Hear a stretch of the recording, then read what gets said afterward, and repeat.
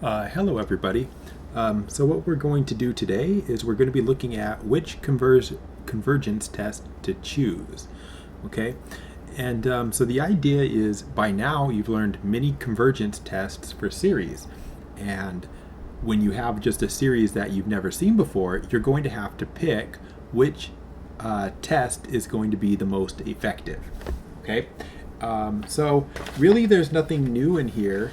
It's just all about kind of strategy. All right. So I think what I'm going to do is I'm going to list out the series tests that we know with a little bit of information about them. Okay. So let's do that. So here's the integral test. I'm not going to write out the whole tests. I'm just going to, give you the idea of them here. So there's an integral test, right? That's where instead of looking at the series, you do an integral instead. And if the integral converges, then the series converges, right? And so when do you want to use that? Well, you want to use it when you have a positive,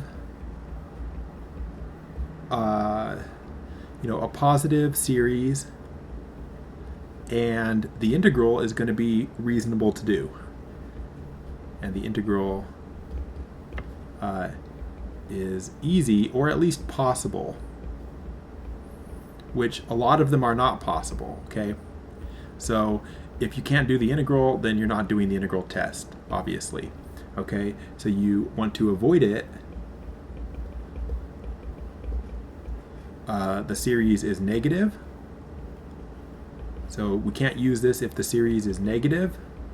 So like alternating series, you can't use it on an alternating series.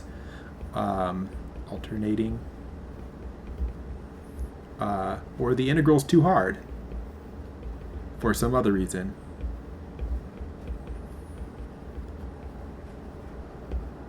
All right, and that's the integral test.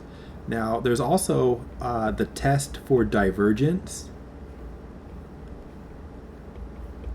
and that's a very simple test. That's the one that says if an doesn't go to 0,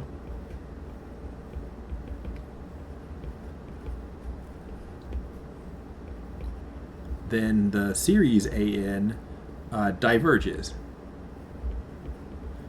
So when do you use it? You want to use the divergence test just like as a shortcut. You just look at your series and you notice that the terms aren't going to 0. That's the only time you want to use this test. So you just look at your series and you notice that the terms don't go to 0.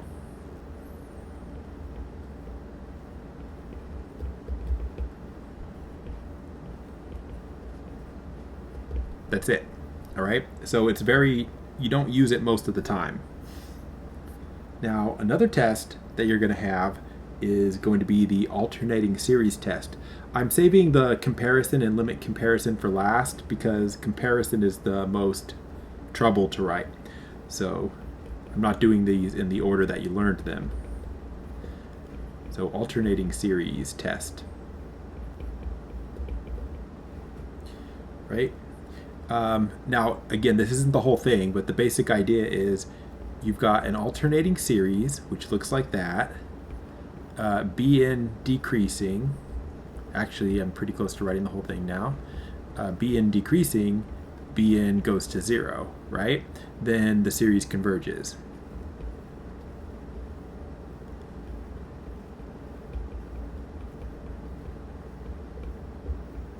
Now, obviously, you want to use this only when you have an alternating series. It's an alternating series test. Series is alternating sign.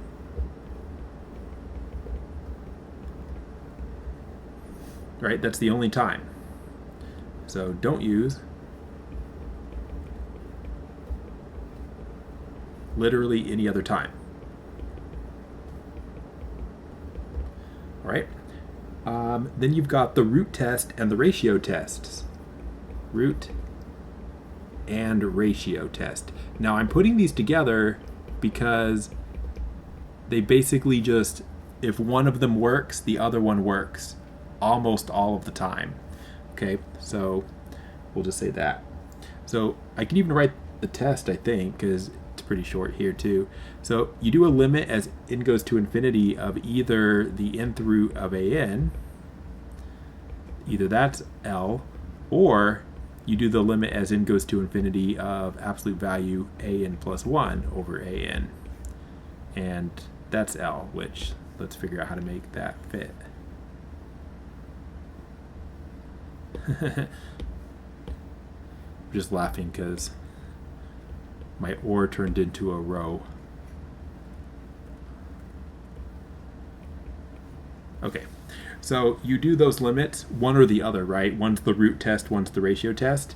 And then if L less than 0, if L less than 1, series converges. Absolutely, actually. L greater than 1, series diverges. L equals 1, test inconclusive. Right? So those are the ratio and the root test. When do you use them? Use when. So you want to use the root test or the ratio test when you have a problem that has like exponentials or factorials in it, basically. So use it when your series has exponentials. Right, so what are exponentials? Right, 3 to the n, e to the n, that kind of thing. Or factorials. Right, n factorial, 2n factorial, etc. You need to be careful though, because you need to not use this. Don't use for anything like a p-series at all. Anything like a p-series. So like, for example, this is a p-series, but this is like a p-series. So that second one is not a p-series, but it's a lot like a p-series. And you can't use the root test or the ratio test on it because it'll come up inconclusive every single time. Okay? So you don't want to use it for those things. Okay, now we got comparison and limit comparison. Let's do limit comparison.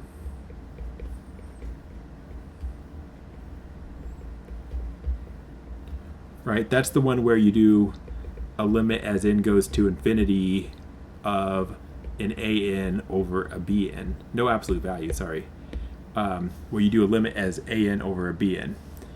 And that's like an L. And just basically,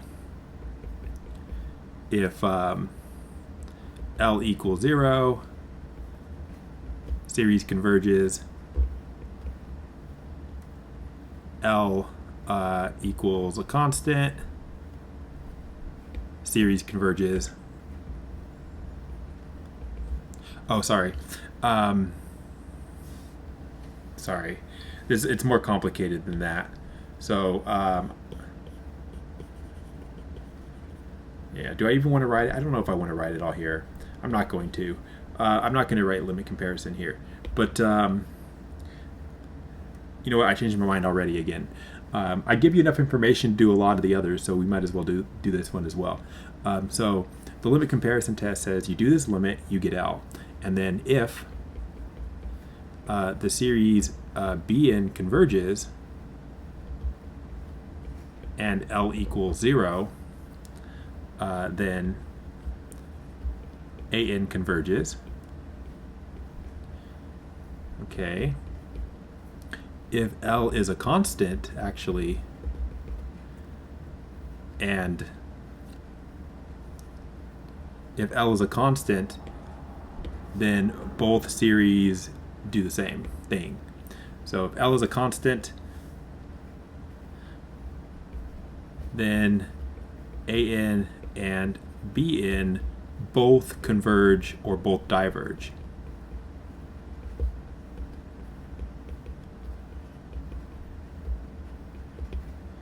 Okay, and then if L is infinity,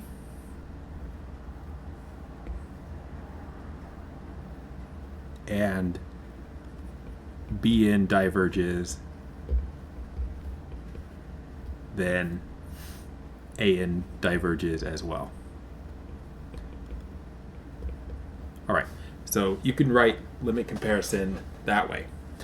Now, when do you want to use it? Use when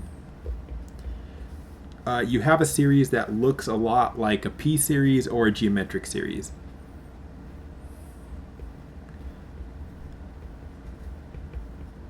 Looks like, so when the series looks like a p-series or geometric series.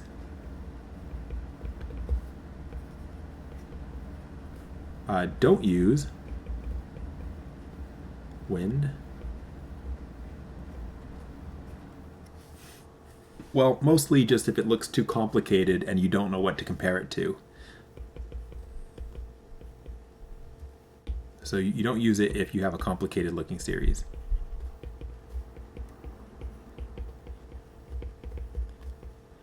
And it's not obvious what to compare to.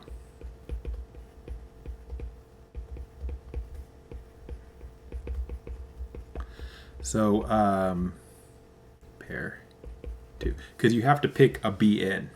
So if you can't figure out the Bn, then you can't do this. Okay, last one, comparison, direct comparison, but I'm just going to say comparison. So comparison test here is like this. So if 0 less than An less than Bn, like this. So you have a big series and a small series. And then there's cases here. So if the big series converges, then the small series converges. And if the small series diverges, then the big series diverges.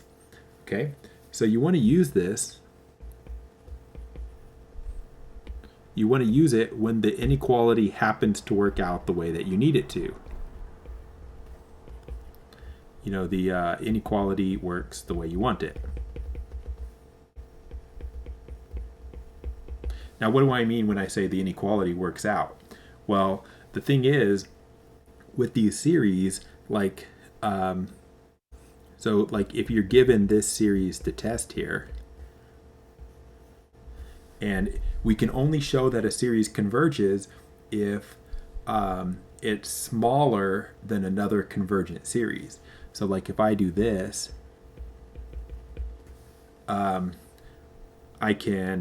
the inequality will work out because I'm able to write 0 less than 1 over n squared plus 5 is less than 1 over n squared, right? Since the denominator here is bigger, then I know that the term is smaller, right? If the denominator is bigger, the fraction is smaller.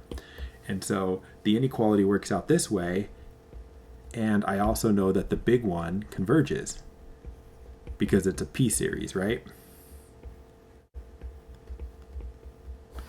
Okay. And then you can conclude that the one that you're looking at also converges. But the thing about this is that everything needs to match the theorem. And so if anything is off, it won't work. So you don't use this. So like, don't use if the inequality just happens to be the wrong way around.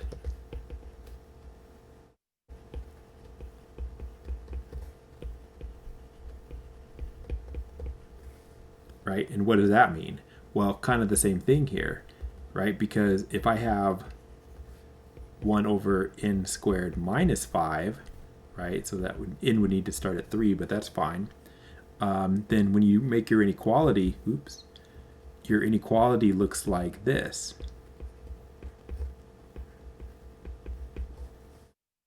So, right, because this has a smaller denominator because of the minus 5. Smaller denominator means bigger fraction. So that one's bigger. And so what you've got is that your series is bigger than a convergent series, and that's actually not something that tells you anything, right? According to the comparison test. When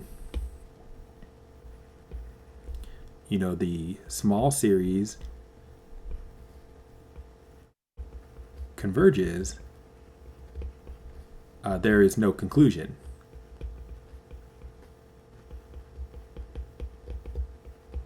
In the comparison test. So that was just a waste of time. What you needed to do was you should have done limit comparison instead. And limit comparison works fine between those two series because limit comparison is good, remember, when it looks like a p-series. So there you go. All right, now I wrote this all down, but we actually want to look at examples, and I think hopefully it will make more sense if we look at some examples. So examples. So let's say which tests will work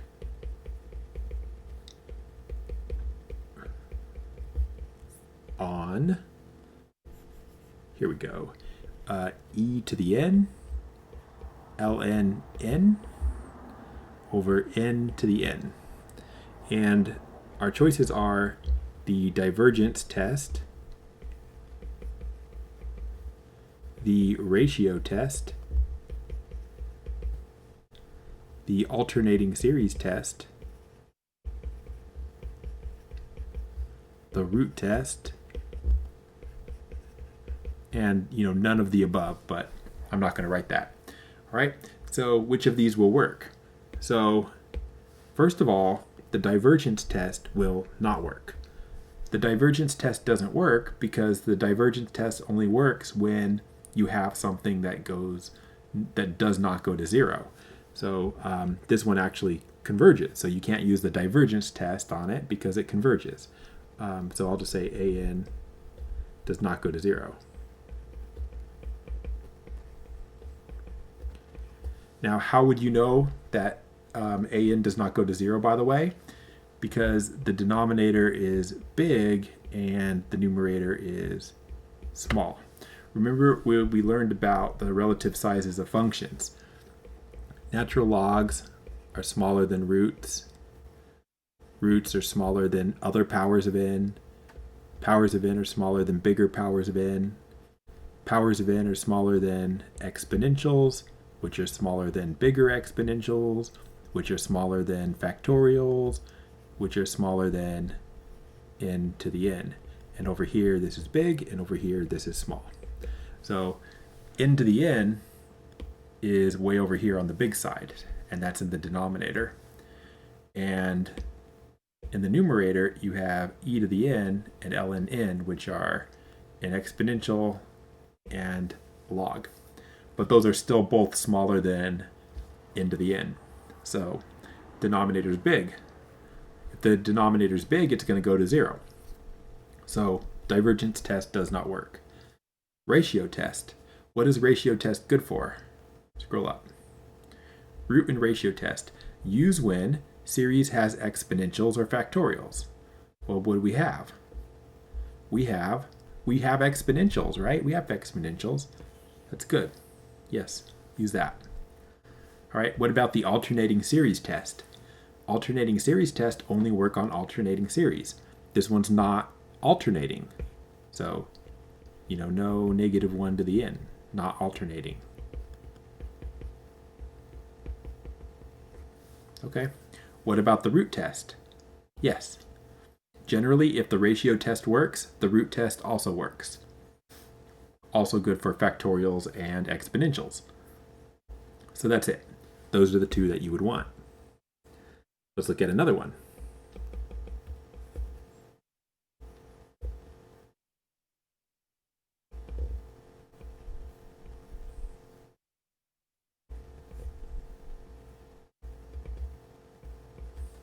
Okay, so we have this. And our choices are, again, integral test, alternating series, ratio, comparison. All right, so let's think about this. So if you were going to do the integral test, the integral you would have to do would be 3 to infinity of 1 over x squared minus 4. That's possible, right? That's an okay integral. That's okay, sure. That'll work. Alternating series. No, it's not alternating, right? No negative 1 to the n, so no alternating. What about ratio? Ratio test, what does the ratio test say? Use when series has exponentials or factorials. Don't use for anything like p series. Uh-oh, look at this. That's what we have, something like that, right?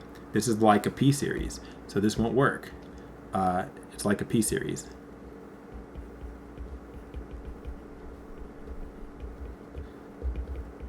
Right? So no ratio test. Now what about comparison? Well, comparison, the problem with comparison is that you would compare to 1 over n squared, and the inequality would work out this way. And that's the case where, like the example right here, it's almost the same example. When the smaller series converges, you actually don't get a conclusion from the comparison test. So the comparison test is really close to working, but no, it won't work. Limit comparison would have worked, but it wasn't on the list.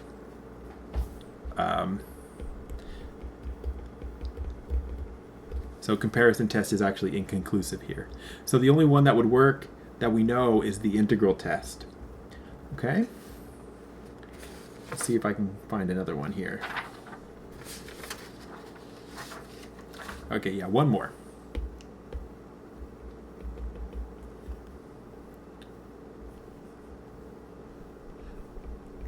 E to the 2n, n plus 8 to the n, and we have alternating,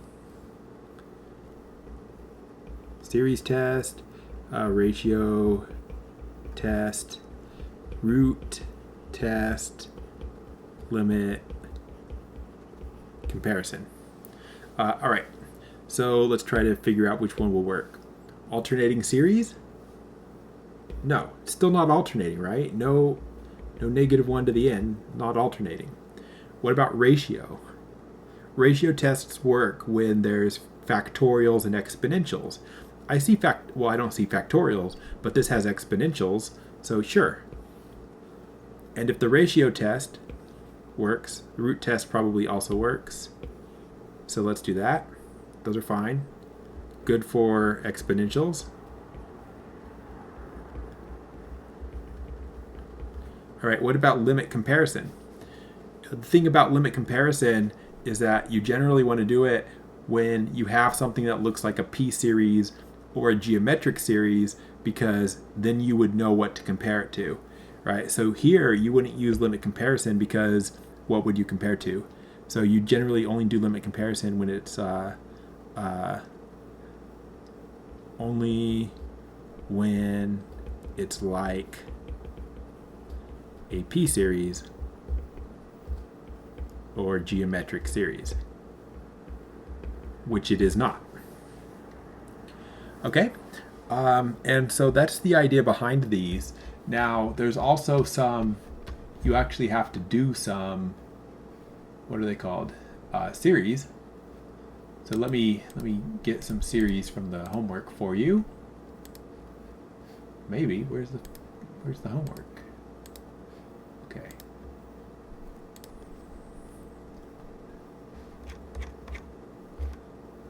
When to use convergence tests. There we go. So I'm just going to pick a couple of limits and we'll do those. Yeah, okay. Example.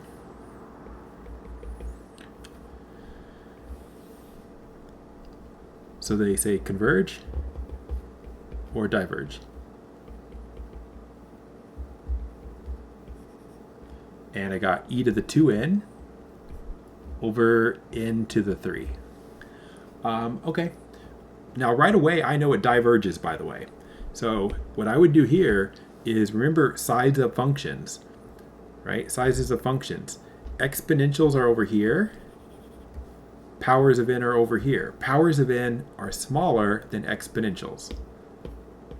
So when I look at this, I say you have an exponential on top and you have a, polynomial on bottom. This is big, this is small. Sorry. So top is big, little small. And so if you do the limit as n goes to infinity, this is going to be infinity. So you could already just do this. Limit as n goes to infinity of e to the 2n over n cubed, because the top is big, is infinity. And then so you can say series diverges. All right, that's how I would do it. Top is big, so it's going to go to infinity, and that's the test for divergence, because this is not 0. Okay, so that's it. Try the next one.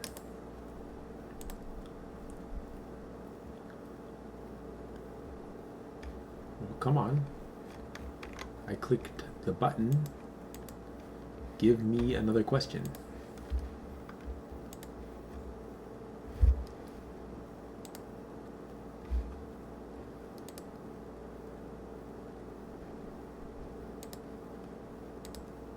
Okay, now it works. Sorry.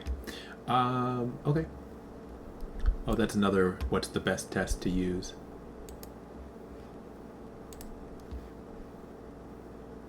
Okay, that's one we already did.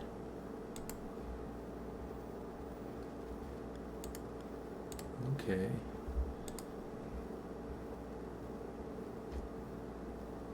Oh, come on. Getting frustrating. It just won't give me one to do.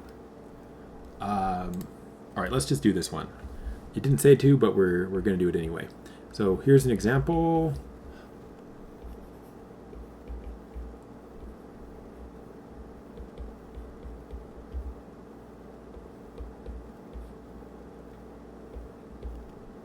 All right. So converges or diverges.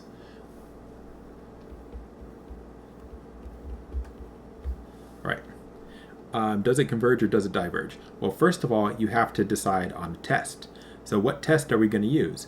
We need a test that's good for, well, we have two things we could try here. Number one, it's alternating. So if it's alternating, I could use the alternating series test.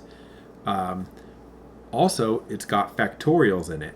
If it has factorials in it, we can probably use the ratio test. So we can do either the ratio test, or probably the root test, or the alternating series test are all probably okay. So which one do we want to do?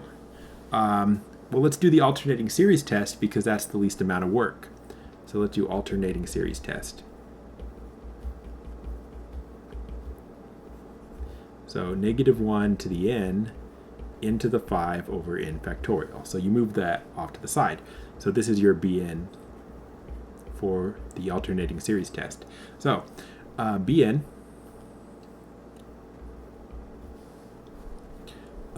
is decreasing eventually, not at first. Factorials get big very fast, but the first but not for 1 or 2 or 3 or 4. So like it's going to take a couple of entries. Like if you plot what bn does, when you put in a 1, you get 1 1, and then when you put in a 2, you get like 16 or something. It goes up really big. But then when you put in higher numbers, it eventually it eventually starts coming back down. Okay, so it's not technically decreasing, but it's decreasing after the first few terms, and that's good enough because that's one of the things you need to check, that it's decreasing. The next thing you need to check is the limit as n goes to infinity of the bn, which is this. Now, this is where you need to know the relative size of functions. So this is small and this is big, right? Factorials are bigger than polynomials. So if the big one's on the bottom, the limit will be 0. Okay? Don't think harder than that. Last thing, actually that's it, right? It's decreasing and the limit is 0. So we just can conclude, therefore, the series converges. Decreasing and the limit 0. It's also positive, which we needed. The bn is positive, but I didn't write that. All right, so the series converges. That's it, by the alternating series test. It also will converge by the ratio test or the root test, but we didn't do those. We only did what we did. Let's pick a different one. All right. Whoa, okay, yeah, let's do this. This might be our last example, though, because there's not very many in this section. 1 over e to the 2n. They really like e to the 2n. N factorial square root n plus 2. All right. Now, what test should we use here? So our choices are, root test will work. Ratio test will work. What else will work? Not alternating. I don't want to do the integral. I don't know what to compare it to.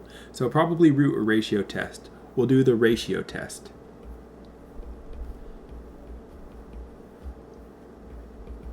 Now, why ratio instead of root?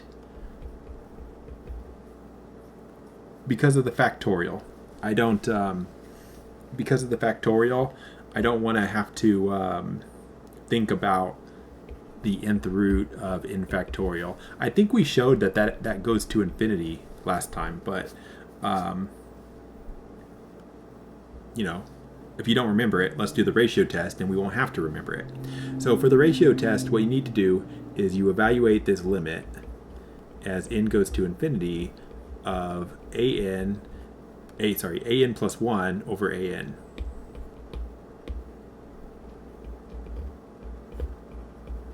Which we could write, to save time, as an plus 1 times 1 over an, the reciprocal of an. All right, so let's actually do it that way. So we have the limit as n goes to infinity of an plus 1. So an plus 1 is just this thing with all of the n's replaced with n plus 1. So all of them. So that one, that one, that one. So we have e to the 2 parentheses n plus 1, n plus 1 factorial, square root, n plus 1 plus 2. All right, times the reciprocal of an. That's what's written there, but upside down. So 1, and then e to the 2n, n factorial, square root, n plus 2. So this is the limit that we have to evaluate. A little bit tricky, isn't it? So what you do is you group your stuff that looks alike. So that means I've got an e to the 2n and an e to the 2n plus 1. So e to the 2n on top, on bottom, I'm going to multiply it, 2n plus 2. Okay, and then next term, whichever one you want, I'm going to do factorials. You have 2 factorials. You've got an n factorial on top, n plus 1 factorial on bottom. Last thing, you've got, that's not what I wanted to do. That's also not what I wanted to do. Come on now. Okay, n plus 2, and then the other square root. So you've got, what do you got? Square root n plus 2 over, looks like square root n plus 3. This is the limit that we're trying to evaluate. Now you got to simplify all these things using, whatever the appropriate simplification technique is. So on the first one, e to the 2n over e to the 2n plus 2, you know what? I'm going to do this in 2 steps just because I'm going to assume that nobody remembers what we did last time. So split that up like that. Now for the factorial, you have to remember how to split up factorials. So n plus 1 factorial is n plus 1 n factorial. And the last one, they're both in square roots. Let's put them in the same square root. Like that. Now cancel. What are we canceling? Anything that can cancel. Those cancel. Those cancel. So what I have left is, well, let's see. I've got, out of the first two, I just have a 1 over e squared. That's just a number. 1 over n plus 1. And then I got my square root, n plus 2 over n plus 3, like that. And then let's actually do this limit here. So we're going to evaluate the limit.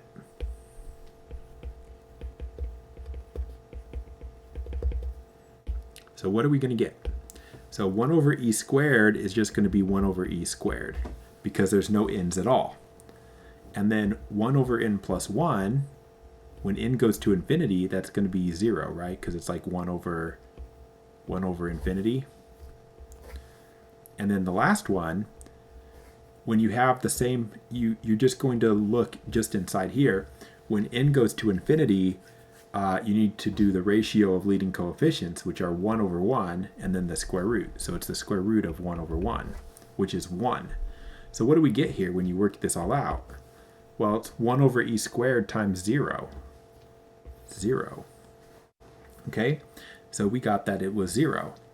Now, what does that ratio test say about that case? So go way back up to the beginning, and the ratio test says that if you do the limit and it's less than 1, the series converges. Oops. So the series converges. So we interpret this result as follows.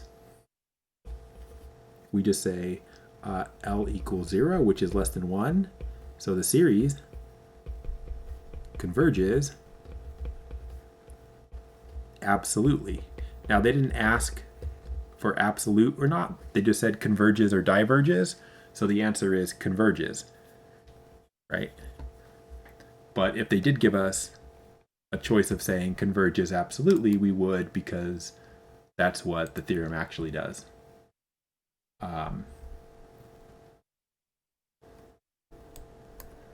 So they actually compared it to they did a comparison test and compared it to, what's it called? Geometric series when the computer did it. But we did ratio test and we got an answer, so that's good. Okay, so I think that's it. Again, you want to just think about what the right series test is based on what's inside it, right? Exponentials and factorials, ratio and root. If it's like a p-series, then you do limit comparison. If it's alternating sign, do the alternating series test, right? It's not that complicated. All right, so that is it for now. So I will see you guys later.